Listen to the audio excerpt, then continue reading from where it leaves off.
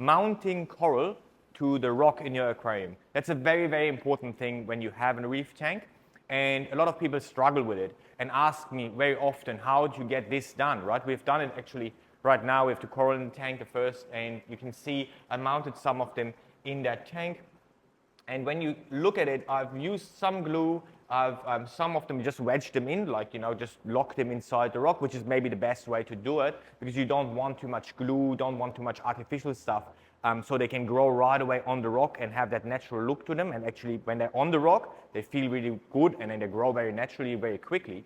But you can't do that all the time, and it's very difficult with like wild corals, right? With little like frags or maricultured ones, it's easier.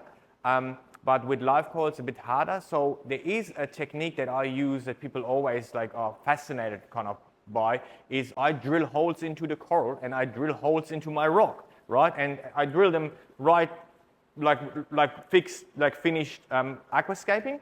So I just drill them whenever I want to kind of put a coral, mount a coral. I choose a spot, drill a hole into the coral, and I use a little carbon fiber rod, right, a 3 mil in this case. I'll show it to you. And that 3 mil, you can cut them, and then you put them right into the hole that you want, or you glue them into the coral, depends on how you want to kind of do it, you know, and what the situation is in that point. And then you mount them on the rock where you want them, right? And that's really, really good for a coral. It's not looking only good, it's looking awesome in a lot of cases. Like you can have a really little piece of rock coming up, and then you can put the coral really big just on top of it. It looks really awesome, and it's really good for the flow around the coral and stuff like that, and it's very natural, right? But yeah, so people cannot imagine how that should work. So I'll show you this in this video. You will need a drill bit, a 3 millimeter drill bit I use. I normally use everything 3 mil. That's a good size. 2 mil is a bit weak. 4 mil a bit too thick for some corals.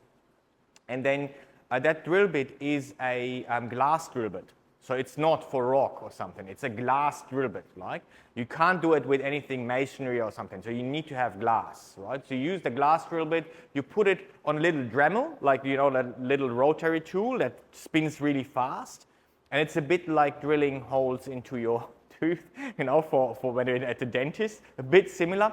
So what you need to look for is not grabbing onto the coral too strong, because that will hurt the coral. You holding it, you kind of smash it underneath your hand. So you hold it on one spot if possible, just very, very like, you know, light, don't push too much.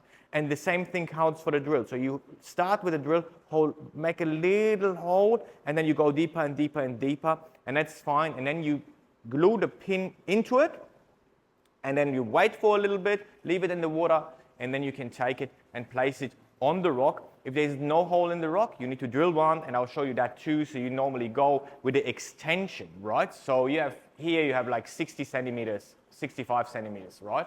Approximately. You can have deeper ones, but you can use a drill extension and just extend your drill, and exactly the same thing, use a glass drill, and you drill easily holes into that rock, much easier than anything that would go for masonry, like concrete or something like that. Don't ever use that, okay?